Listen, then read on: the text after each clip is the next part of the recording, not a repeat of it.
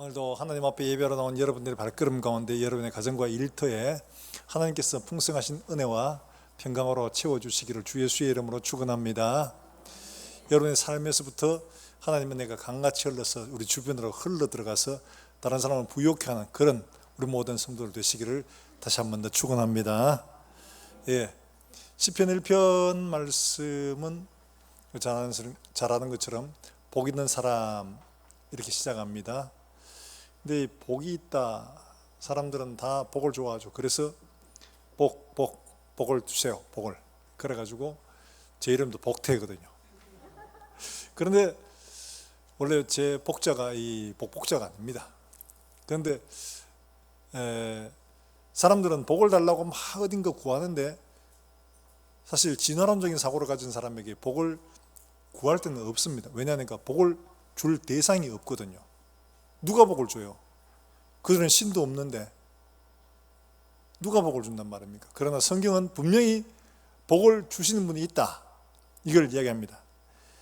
창세기 12장 2절과 3절 말씀에서 분명하게 딱 선나고 있죠.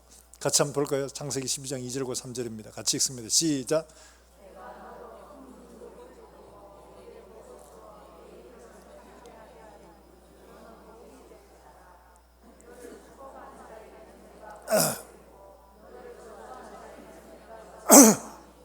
땅의 모든 족속이 너로 말미암아. 아멘. 아브라함에게 분명히 말씀하고 있죠. 불러내시면서 너는 복이 되라. 그 복을 누가 주신다고요? 하나님이 주신다고 말하고 있습니다.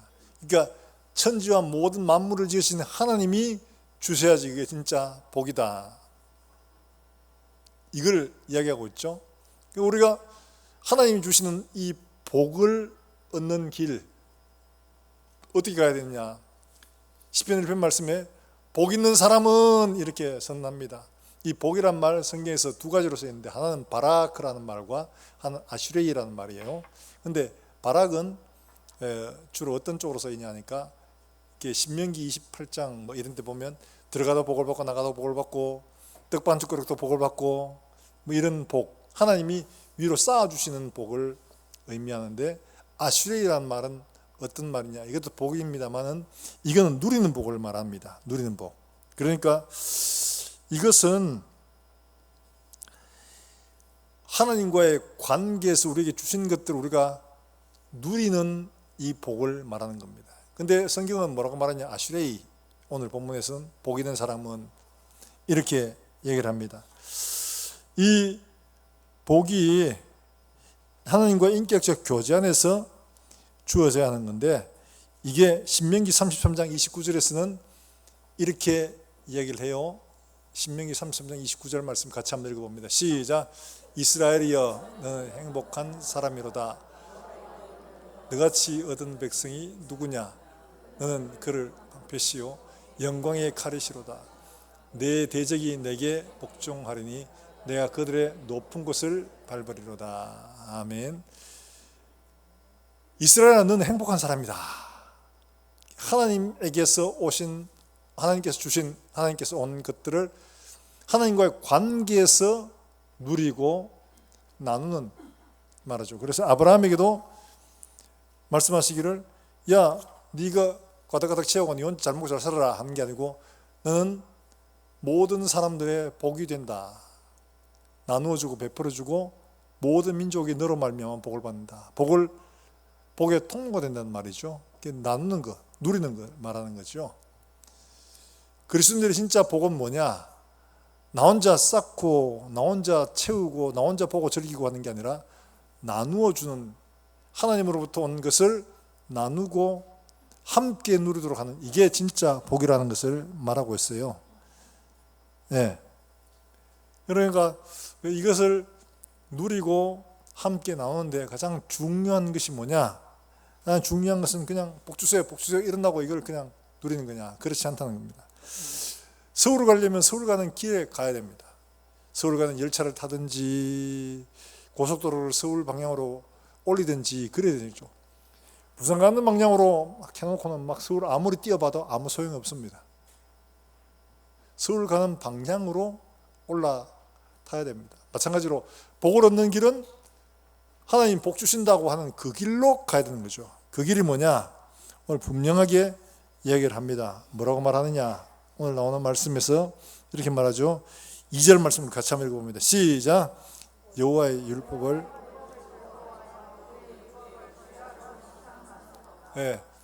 여호와의 율법을 즐거워하여 그 율법을 어떻게 하는 거예요? 묵상하는 자라다. 묵상하는 겁니다. 이게 복된 길로 가는 방향이라는 겁니다. 말씀을 묵상하는 거. 우리 작년 한 해는 성경 일독 합시다. 이래가 모두가 다 참여해 주셔서 너무 감사하고요. 많은 분들이 성경을 많이 읽으셨어요. 근데 특별히 우리 남일 목장에서는 세상에 무려 20독을 하신 분도 있고 18독 하신 분도 있고 그래요. 다 그게 목장원들이 다 뭐 2독씩 다 하고 너무 감사해요. 어르신들이 먼저 본을 보이셔서 너무 고맙고 감사했어요.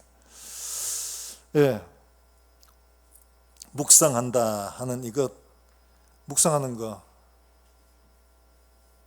이게 어떤 거냐 하니까 엎조린다는 말입니다. 히브리어에서 엎조린다. 엎조리는 건 뭐예요? 복이 된 사람은 악이 된 꾀를 따르지 않냐고 뭐 이거 안 외우면 엎조릴 수가 없습니다. 그렇죠? 엎조리면 생각을 하게 됩니다. 생각을 하면 마음에 맺히게 됩니다. 사람의 머리에는 희한하게 생각하는 부위하고 행동으로 몸을 익히는 부위가 같답니다. 그러니까 생각하는 것과 행동으로 몸을 익히는 것, 그게 똑같은 부위에서 이루어지는. 그러니까 생각하는 것으로 행동을 미리 이렇게 연습을 할 수 있다는 거죠. 그래서 운동선수들이 이걸 가지고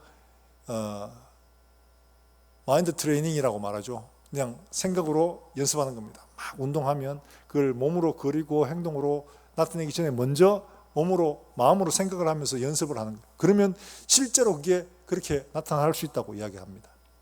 굉장히 중요하죠. 엎조린다는 말을 말하고 그런 거예요.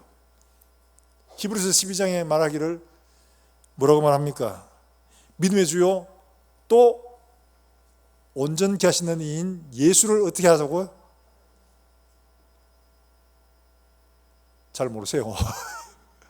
믿음의 주요 또 온전케 하시는 이인 예수를 바라보자. 바라보죠. 바라보는 건 그냥 멀뚱멀뚱하게 쳐다보는 게 아니에요. 이거는 아주 집중해서 다른 것이 있어도 안 뺏기고 거기에만 몰두하는 상황을 바라보는 것이라고 이렇게 얘기합니다. 그러니까 달리 말하면 예수님만 생각하고 예수님 어떻게 생겼나, 예수님 뭐 하셨나, 예수님 뭐라고 말씀하셨나 굉장히 주의를 해서 생각하는 게 바로 예수를 바라보는 거죠.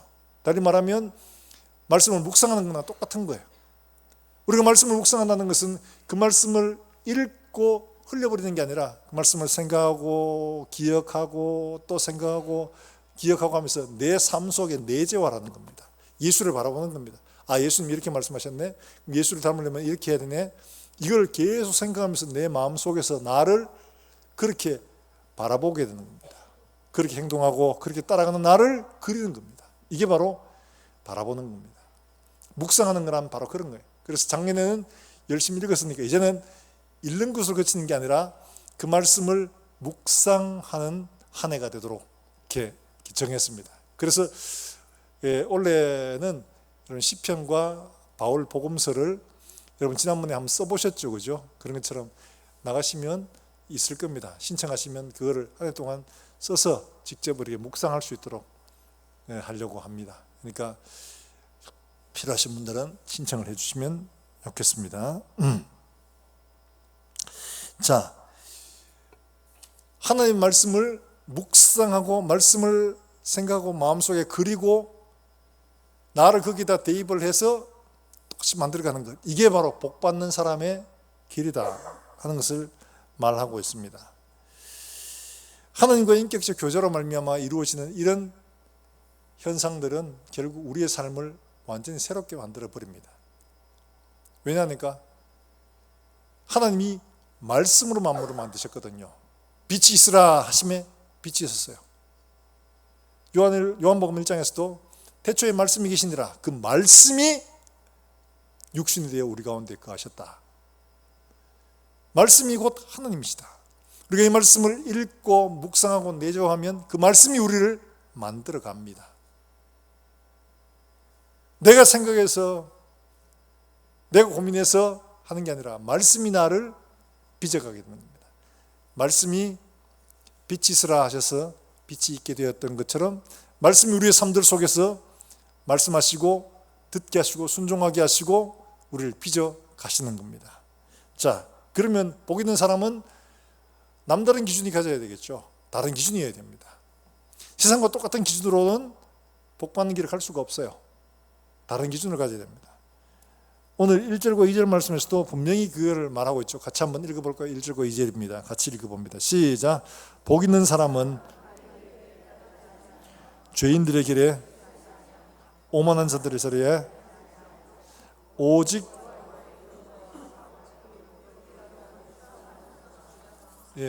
복 있는 사람과 악인, 오만한 자, 죄인의 완전히 다르죠. 그렇죠? 다른 길을 갑니다. 이게 뭘 말하느냐 하니까 세상 사람들은 육신의 것들을 쫓아갑니다. 우리 영혼이, 우리의 몸이 사실 두 개로 되어 있거든요. 뭐냐? 하나는 육신입니다. 흙으로 된 거하고 또 하나는 하나님이 불어넣으신 영으로 되어 있습니다.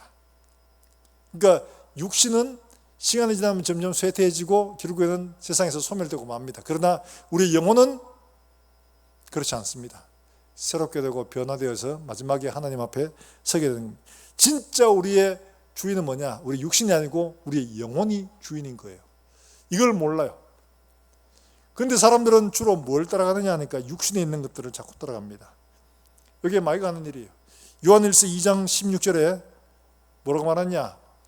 세상이 쫓아가는 것, 따라가는 것과 우리가 따라가야 할 것 차이를 말하는데 세상이 추구하는 것이 무엇인지를 말하고 있죠. 같이 한번 읽어봅니다. 시작.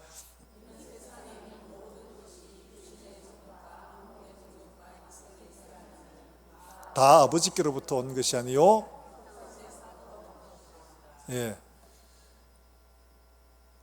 아버지는 영을 새롭게 하시기를 원하는데 세상은 육을 즐겁고 편하게 하는 일들, 눈으로 보는 것, 먹고 즐기는 것, 사람들에게 인정받는 것, 좀 사람들에게 속한 잠깐 있다 사라질 이런 것들이죠. 이게 합니다. 마귀가 태초에 하와에게 했던 게 바로 이거죠. 생각을 틀어놓습니다. 살짝 바꿔놓으니까 완전히 다 무너졌죠. 선악과 따가지고 하와 입에다가 막 밀어넣지 않아도 하와가 스스로 따먹게 만든 겁니다. 그게 어디서부터요? 생각이 바뀐 것, 시선이 바뀐 겁니다. 하와가 묻죠. 야, 정말 하나님이 다 먹지 말라고 하더냐? 이러니까 하와가 아니, 동산 중앙에 있는 열매 그것만 먹지 말라고 하셨는데, 그러니까 그거 딱 보입니다. 그래서 그걸 보니까 먹음직도 하고 보암직도 하고 지혜롭게 할 만큼 탐스럽게 보이기도 합니다. 생각이 바뀌어버렸어요. 생각이 바뀌어버렸어요. 그전에 저거 먹으면 죽어 이랬는데 이제는 지혜롭게 할 만큼 탐스럽게 보이기도 한 거예요. 세상이 요구하는 건 바로 그겁니다. 마귀는 우리의 눈을 바꿔놓습니다. 야, 한 번 되면 뭐 어때? 한 번이야 한 번. 한 번 그거 니도 할 수 있잖아. 인간인데 뭐 그럴 수도 있는 거지. 한 번. 근데 한 번이 두 번 되고 두 번이 세 번 되고 오늘 말하는 것처럼 복 있는 사람은 악인들의 꾀, 악인들의 한 방법입니다. 하나의 길. 그 다음에 죄인들의 길, 닿는 길. 그 다음에 오만한 자의 자리. 아예 그냥 인격이 되어버리는 거예요. 한 번이 길이 되고 길이 자리가 되어버리는 이런 일이 일어나는 거죠. 그런데 복 있는 사람은 이런 길을 따라가지 않고 영의 길을 따라갑니다. 육은 어차피 쇠해지고 낡아지고 다 소멸될 겁니다. 그러나 우리 영혼은 그렇지 않거든요. 영원한 하나님과 더불어 교제할 실체가 바로 우리 영혼인 거예요. 그렇기 때문에 영의 길로 가는 것이 이게 하나님께서 원하시는 것이죠.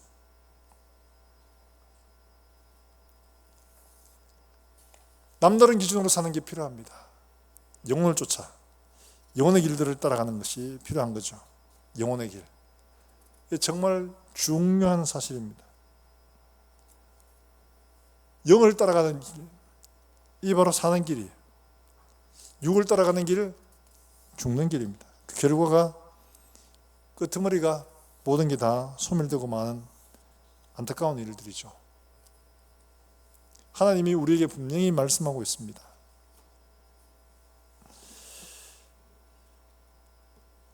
나누어주고 베풀어주고 부유한 사람으로 만들어가는 복 있는 사람으로 살기 위해서는 세상과 다른 기준으로 살아야 된다. 진짜 하나님이 우리에게 원하시는 길이 뭐냐? 복된 길이 하나님 말씀을 묵상하는 것에서부터 시작한다.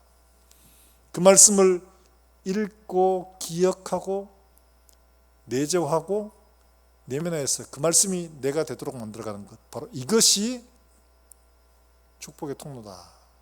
이게 바로 다른 사람을 부유하게 하는 복 있는 사람의 길이다 하는 것을 말씀하고 있는 거죠. 근데 당장에는 뭐가 즐거워요? 우리 육신을 즐겁게 하는 게 편합니다. 좋아 보입니다. 사람들에게 인기 있고 예쁘고 맛있는 거 먹고 뭐 잘못됐다는 게 아니에요. 근데 이런 것들을 쫓아가면 우리 영혼의 사는 길들을 잊어버리고 놓칠 때가 있다는 거죠. 그래서 우리가 이런 기준이 아니라 우리 영혼이 사는, 진짜 영원토록 있을 우리 영혼이 하나님 앞에서 온전케 되고 살아가는 길로 가야 한다는 것을 우리가 기억해야 됩니다. 이것이 하나님이 원하시는 길이죠. 자, 그런데 이 말씀을 묵상하는 것, 요건데 요 앞에 한 말이 또 있죠. 뭐라고 말하느냐? 2절 말씀에 같이 천천히 한번 읽어볼까요? 다시 한번 읽어보겠습니다. 오직 여호와의 율법을, 그 율법을 뭐하여? 즐거워하여. 그냥 묵상하러 가면 좀 하겠는데 즐거워하면 이거 어떻게 즐거워할 수가 있나? 맛있는 음식 같으면야 맛있는 거 먹으면서 즐겁다 이렇게 할 수 있지만 이거는 그렇게 보이지도 않는데 이런 싶은 마음이 들죠. 근데 여러분 만약에 생각해 보세요. 여러분 중에서 진짜 딱 선발해 가지고 이분들은 정말 남다른 사람들이니까 이분들에게는 이렇게 이분들은 이렇게 사시면 됩니다. 그래가지고 여러분들은 정말 행운합니다. 여러분들에게 정말 이런 놀라운 선물이 기다리고 있습니다 라고 말해서 그 사람 뽑으면 그 사람들은 어떻게 하겠어요? 굉장한 자부심을 가지겠죠. 그렇겠죠. 이 말씀이 뭐냐? 베드로전서 2장 9절에 있는 말씀이에요. 베드로전서 2장 9절의 말씀 같이 한번 볼까요? 이렇게 말씀하고 있어요. 같이 읽습니다. 시작.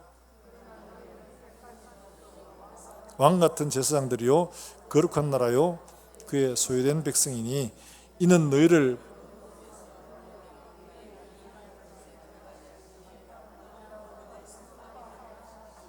아멘. 우리가 왜 예수 믿게 되었는가를 알면 우리가 행해야 될 일들에 대해서도 즐거워할 수가 있다는 거죠. 내가 부름받은 이유를 모르면 시키는 일들이 어려울 수밖에 없어요. 그런데 내가 부름받은 이유를 알면 내게 주어진 명령이 오히려 너무 행복하고 감사한 일이 될 수가 있는 거죠. 분명히 말씀하고 있죠.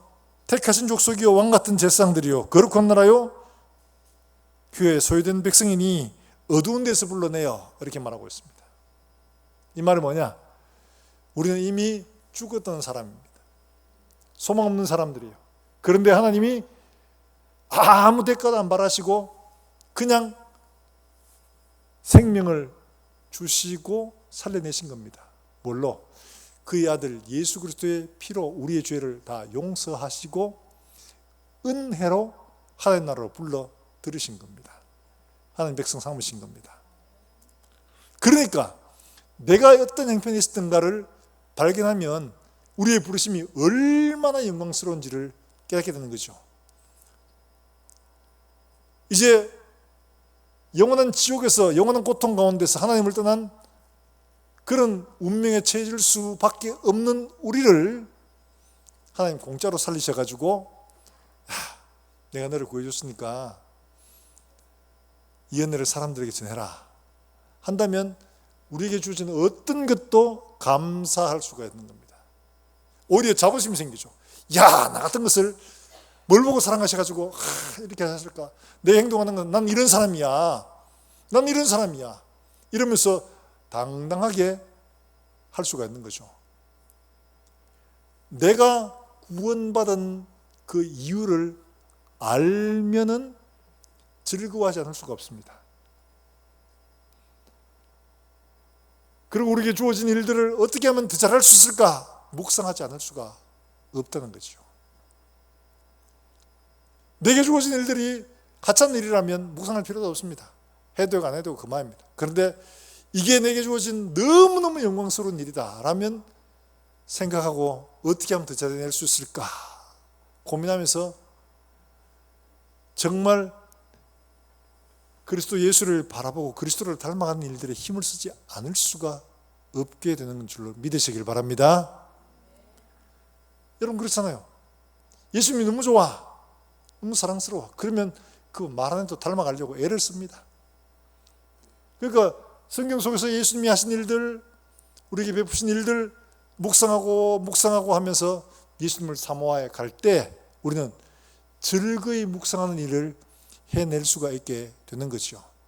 뭐 억지로 막 시켜서 막 목사가 막 하라니까 어쩔 수 없어가 하는 게 아니라 안 해도 예수님이 너무 좋아서 더 알고 싶어서 어떻게 이럴 수가 있는지 궁금해서 말씀을 읽고 묵상하고 예수님을 따라가는 그 일들에 스스로가 할 수가 있게 되는 거죠. 이렇게 즐거워하여 주야로 묵상하는 우리 모든 성도들 될 수 있기를 주 예수의 이름으로 축복합니다. 내가 누구였던가를 생각해 보세요. 나 뭐 괴창에서 뭐 다 비슷하잖아 다. 그러면 즐거워할 이유가 없습니다. 그런데 내가 내 죄를 알고 내가 하나님 앞에 소망 없는 자였다는 것을 알고 내가 구원받을 수 있는 길들이 없다는 사실들을 알면 구원받은 이 사실이 얼마나 감격적이고 얼마나 중요한지 몰라요. 이런 나를 하나님께서 선택하셔가지고 대충 만들어 놓은 게 아니라 정말 왕같은 제상으로 하나님 너를 선전하라고 부르셨구나. 당연히 해야지.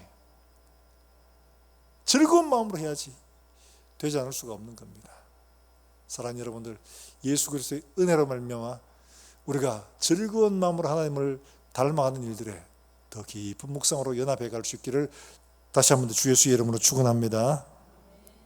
예. 그리고 말씀을 순종하는 즐거움을 알 때 더 깊이 묵상할 수가 있죠. 즐거이 묵상할 수가 있는 겁니다. 말씀을 묵상하고 순종해 가는데 이 말씀이 정말 하나님 신기하게 일하시는 것을 보게 되면 오, 이렇게 하시는구나. 그때 당시에는 괴로워 보이고 안 좋아 보이는데 나중에 알고 보니까 오, 하나님이 이렇게 하셨구나 되면 순종하는 게 달라지지 않을 수가 없습니다. 하나님은 그래서 예수를 바라보고 믿음으로 순종해 가면 즐거이 묵상하는 이런 일들로 능히 할 수가 있다는 것을 우리에게 말씀하고 있어요. 불가능한 것을 우리에게 말하지 않습니다. 불가능한 것을 하라고 말씀하시지 않습니다. 가능하니까 할 수 있도록 하나님이 성령을 주시니까 하실 수가 있는 겁니다. 하나님 앞에 즐거이 묵상할 수 있도록 하나님 은혜를 구하시길 주의 이름으로 축원합니다. 말씀을 순종하여 그 얻는 모든 복들을 우리가 누리면서 기쁨으로 주를 따라갈 수 있도록 하나님 앞에 은혜를 구하시기를 주 예수의 이름으로 축원합니다. 그러면 열매를 거둔다고 말씀하고 있죠. 열매를 거둔다고 말하고 있습니다. 3절 말씀 우리 같이 한번 읽어봅니다. 시작. 시냇가에 심은 나무가 철을 따라 열매를 맺으며 그 잎사귀가 마르지 아니함 같으니 그가 하는 모든 일이 다 형통하리로다. 아멘. 형통이라는 우리가 생각하는 것처럼 모든 일이 다 잘 되는 게 형통이 아닙니다. 하나님이 형통이라고 말했을 때 그 형통은 하나님과 함께 하시는 복을 말하는 겁니다. 요셉에게 하나님이 두 번의 형통이라는 말을 쓰셨어요. 그런데 아이러니하게 그 두 번 다 어디에 쓰셨느냐 하니까 요셉이 보디발의 집에 팔려갔었을 때 하나님이 함께 하심으로 그가 형통한 자가 되었다라고 말하고, 또 기근이 나서 온 세상이 다 굶어 죽게 생겼는데 하나님께서 요셉과 함께 하심으로 그가 형통한 자가 되어라고 말하고 있습니다.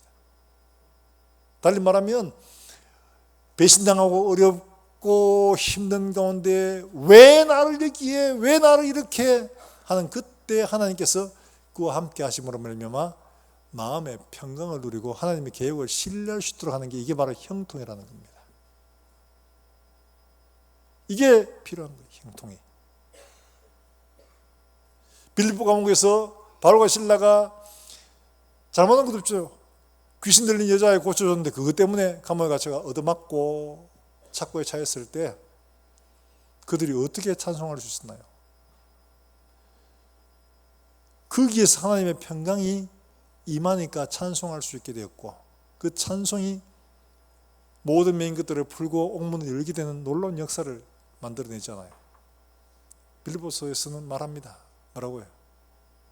아무것도 염려하지 말고 모든 일에 기도와 간구로 너희 것을 하나님께 아뢰라. 그리하면 모든 지각에 뛰어난 하나님의 평강이 너희의 마음과 생각을 지키시리라. 기도응답의 목적은 어디냐? 뭔가 이루어지는 게 아니라 우리의 마음과 생각이 평강하면 응답입니다. 문제가 있어도 전혀 문제가 되지 않아요. 그 문제가 아니죠. 아무리 응답을 받아도 그게 걱정이 되고 걱정스러우면 제대로 된 응답이라 말할 수가 없는 겁니다. 하나님이 우리에게 주시는 평강, 형통은 이와 같이 우리의 심령에서부터 시작하는 겁니다. 하나님이 우리의 마음 가운데 말씀으로, 성령으로 평강케 하심으로 말미암아 주어지는 형통인 거예요. 이런 열매가 맺어진다라고 성경은 분명히 말씀하고 있는 겁니다. 왜냐? 시냇가에 심겨졌기 때문에. 시냇가에 심겨졌기 때문에 라고 말하고 있죠. 우리가 기억해야 할 것은 우리가 하나님의 말씀에 묵상하고 그 말씀 가운데 우리가 주를 바라보는 그 기에 심겨졌기 때문에 우리의 삶이 열매를 맺을 수 있고 형통하게 된다 하는 것을 말하고 있는 겁니다. 예수님께서 복음을 전하실 때도, 초대교회가 섰을 때 복음을 막 전할 때에도 바울과 또 실라가, 바나바가 복음을 막 전하러 다니는데, 그때 여러 교회들 가운데 공통적으로 일어났던 현상들이 뭐냐? 복음을 전하면 유대인들, 특별히 이런 사람들은 막 바울을 박해하고 핍박을 합니다. 근데 그 중에 어떤 사람들은 바울의 말을 잘 청종해서 복음을 잘 받아들이는 사람들이 있었어요. 그 중에 베레아라는 교회가 있었는데요, 사도행전 17장 11절 말씀에서 이렇게 설명을 합니다. 죄송합니다. 같이 한번 볼까요? 11절 말씀입니다. 시작.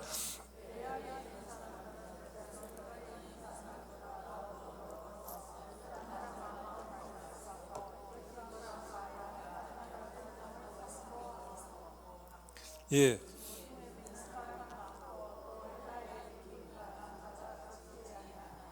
예. 말씀을 들었는데 그 베레아 사람들만이 가진 특징이 뭐냐? 더 신사적이어서, 이거는 아주 고귀하다는 말입니다. 고귀한 신분, 품이 있고 좀 말하면 신중한 사람이라는 의미거든요.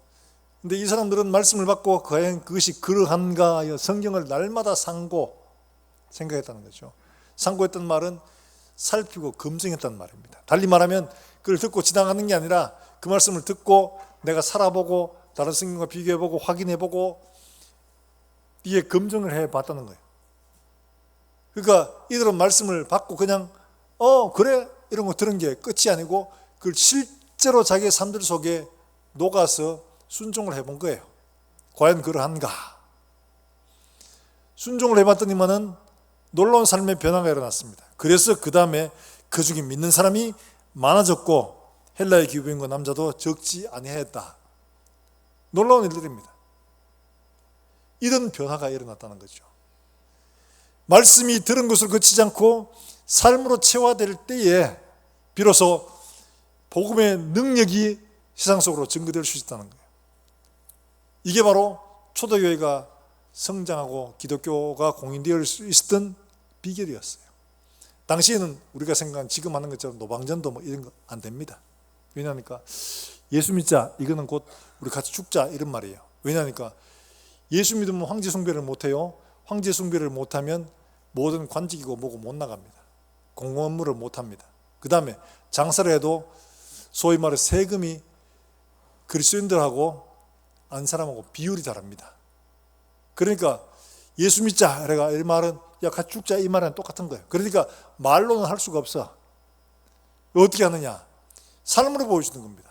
베레아 사람들처럼 날마다 그런가 살아내고, 이 사람들이 이 땅에 속한 소망이 아니라 영원한 나라, 영생을 바라보고 믿음으로 살고 이러니까 당연히 박해가 오죠. 그런데 놀라운 것은 박해가 왔는데 이 사람들이 그 믿음을 버리지 않더라는 겁니다. 고난을 당해요. 심지어 순교한 자리에 가요. 그러니까 로마 사람들이 보기엔 너무 이상한 거예요. 이해를 할 수가 없어. 왜 그렇게 박해가 오는데 왜 그 박해에 그냥 당하고 죽냐? 팬데믹이 와서 지금처럼 많은 사람들이 가족마저도 다 버리고 떠나고 했는데 그 버려진 사람들을 자기 죽을 줄 모르고 가서 치료하고 돌보아주는 이런 일. 왜 그러냐? 예수님이 하라고 했어. 이해를 못해. 박해를 당해가지고 원형 경기장에 끌려가서 십자가형을 당하고 사자의 밥이 되고, 왜 그래? 왜? 죽는 게 안 두려워? 우리는 죽음이 두렵지 않아. 우리에게는 영원한 나라가 있어. 이곳을 떠나면 우리는 영원한 나라가 준비되어 있어. 이들이 너무 놀란 거예요. 죽음도 두려워하지 않는 이런 믿음을 보고 관원들이 기독교인 순교시키지 맙시다. 왜냐니까 한 사람 죽으면 10명이 새로 그리스도인들이 태어난다는 거예요. 그걸 보고. 그러니까 죽이는 게 오히려 손해라는 거죠. 이런 현상이 생긴 거예요. 그러니까 로마에서 310점 되니까 이미 40~50%가 기독교인으로 바뀌어 있더라는 거예요. 삶이었어요. 삶. 베레아 사람들처럼 이것이 그러한가야 날마다 성경을 상고함으로 살아내급으로 말미암아 주변에 복음의 능력을 전한 겁니다.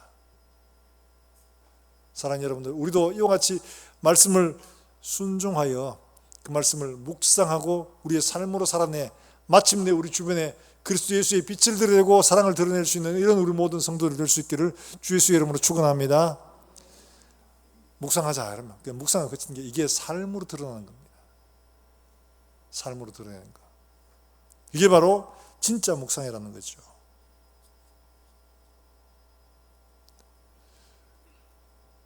무엇을 바라고요? 장로 요한은 요한 3서에서 분명히 밝히고 있죠. 우리가 흔히 이러면 육신의 복을 생각하지만 요한은 우리에게 분명히 말합니다. 우리가 잘 알고 있는 말씀, 요한 3서 2절 말씀, 사랑하는 자여 같이 한번 합니다. 시작.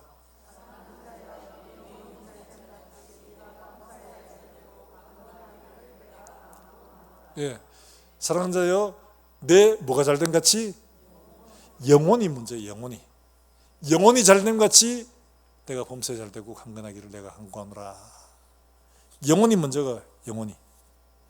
하나님이 우리에게 원하시는 게 바로 이거예요. 이걸 잊어버리고 우리는 육신의 것만 자꾸 쌓고 가지고 누리고 하기를 원하는 거예요. 하나님이 주시려고 하는 건 바로 그런 게 아니었어요. 그 앞에서 봤잖아요. 나누고 베풀고 하는 바로 그것이 하나님 주신 아슈레의 복입니다. 누리는 복이에요.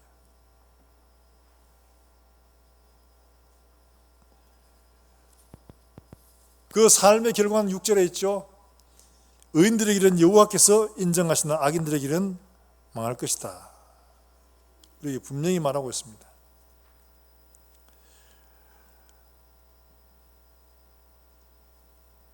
우리가 그럼에도 불구하고 하나님의 말씀을 순종하여 고난 가운데 능히 감당할 수 있는 것은 왜냐?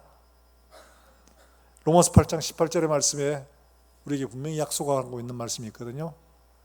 로마서 8장 18절 말씀 같이 한번 볼까요? 같이 읽습니다. 시작. 생각하건대 현재의 고난은 장차 우리에게 나타날 영광과 비교할 수 없도다. 예. 현재의 고난은 장차 나타날 영광과 좋게 비교할 수 없다. 좋게 비교할 수 없다. 이런 사람을 뭐라고 하느냐 하니까 로마서 2장 7절에서는 또 이렇게 말합니다. 뭐라고 말씀하시느냐 하니까 같이 한번 봅니다. 시작. 참고 선을 행하여 영광과 존귀와 썩지 아니함을 구하는 자에게는 영생으로 하시고. 예. 영광과 존귀와 썩지 아니함을 구하는 자라고 말하고 있죠. 이거 아니고 육신의 것들, 세상의 것들을 하는 사람은 세상과 함께 다 사라질 겁니다. 그러나 영광과 존귀와 썩지 아니할 것들, 쇠하지 않는 것들을 구하는 자들에게는 영생으로 하나님께서 이가 주실 것이다. 우리에게 막 약속을 하고 계십니다. 사랑하는 여러분들, 우리의 삶들 속에서 이 일들을 위해서 뭐 대단한 것을 요구하는 건 아닙니다. 엄청난 일을 하라는 것도 아닙니다. 하나님 우리에게 원하시는 것은 작은 나눔도 괜찮아요. 베품도 괜찮아요. 그게 시작하는 겁니다. 마태복음 25장에서 양과 염소를 불러 모아놓고 심판을 하실 때 그 염소들한테 야, 너가 왜 교회 개척 안 했어? 너 왜 선교 열심히 안 했어? 말씀하지 않습니다. 뭐라고 말씀하시느냐? 예수님이 그들에게 요구하시는 것은 다름이 아니었습니다. 그들은 대단한 것을 했다고 말을 했지만 예수님이 원하시는 것은 그런 게 아니었다는 거죠. 뭐냐? 마태복음 10장 42절 말씀에서 우리에게 이렇게 말씀하고 있습니다. 같이 한번 봅니다. 시작. 또 누구든지 제자의 이름으로 이 소자 중 하나에게 냉수 한 그릇이라도 주는 자는 내가 진실로 너에게 이르노니 그 사람이 결단코 상을 잃지 아니하리라 하시니라. 너무 작은 일이죠. 냉수 한 그릇 대접하는 거.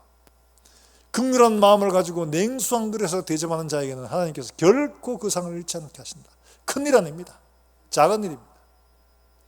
작은 일에서부터 마음을 쓰고 하는 것은 묵상 없이는 되지 않습니다. 사람들 다 크고 화려하고 인정받고 이런 일들을 좋아하죠. 그러나 묵묵하게 아무도 알아주지 않고 보이지 않는 곳에서 하는 건 결코 쉽지 않습니다. 무엇만 바라보기 때문에, 하나님만 바라보기 때문에 할 수가 있는 일이거든요. 사람들 보면 이거 못합니다.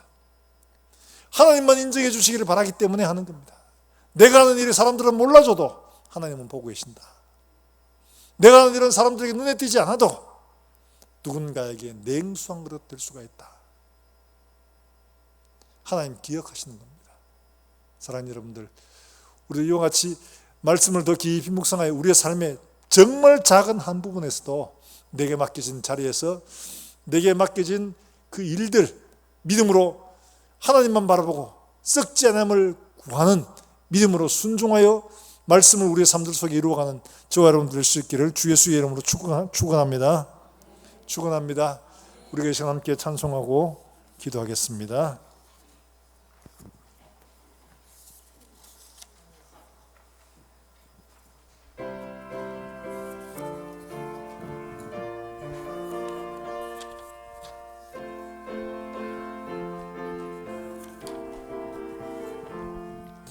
나 이제 주님의 새 생명 얻은 몸 옛 것은 지나고 새 사람이로다. 그 생명 내 맘에 강같이 흐르고 그 사랑 내게서 해같이 빛난다. 주 안에 감추인 주 안에 감추인 새 생명 얻으니 이전에 줬던 것 이제는 값없다. 하늘의 은혜와 평화를 맛보니 찬송과 기도로 주 함께 살리라. 영생을 누리며 주 안에 살리라. 오늘도 내일도 주 함께 살리라. 주 따라가는 길, 주 따라가는 길 험하고 멀어도 찬 찬송을 부르며 뒤따라가리라. 나 주를 모시고 영원히 살리라. 날마다 섬기며 주 함께 살리라. 영생을 누리며 주 안에 살리라. 오늘도 내일도 주 함께 살리라. 아멘.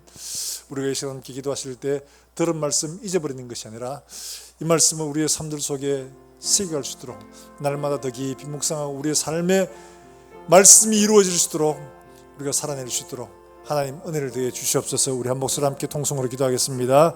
하나님 아버지 은혜를 감사합니다. 오늘 우리에게 말씀하신 복 있는 사람의 길을 우리가 믿음으로 순종해 따라갈 수 있도록 주님께서 도우시고 하나님 아버지 말씀을 주여로 묵상하며 즐거워하는 믿음을 허락해 주시기를 원합니다.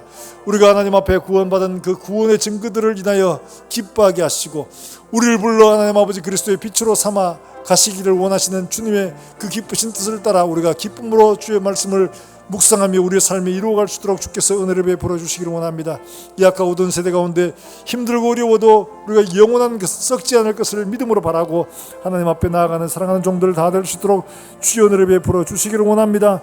믿음으로 승리하게 주께서 도와주시옵소서.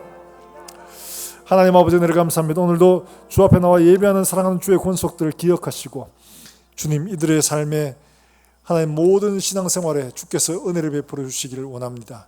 하나님 아버지 앞에 나올 때 귀한 예물 드리는 사랑하는 종들의 손길 가운데 주님 축복하시고 과부의 두 랩돈 같이 하나님이 인정하시고 축복하시는 손길들을 되게 주님 도우시고 이들의 기도의 제목들을 위해 하나님께서 은혜를 베풀어 주사 약속하신 말씀처럼 하나님 가까이 들으시고 응답하여 주사 믿음으로 우리가 힘있게 주 앞에 더 부르짖고 기도하며 나아가 주님과 더 깊이 교제하는 주의 권속들을 되게 주님 인도하시며 우리 아이들 말씀으로 잘 자라서 장차 이 교회가 주님 오실 그날까지 믿음으로 잘 세워져 갈 수 있도록 주님 도와주시기를 원합니다.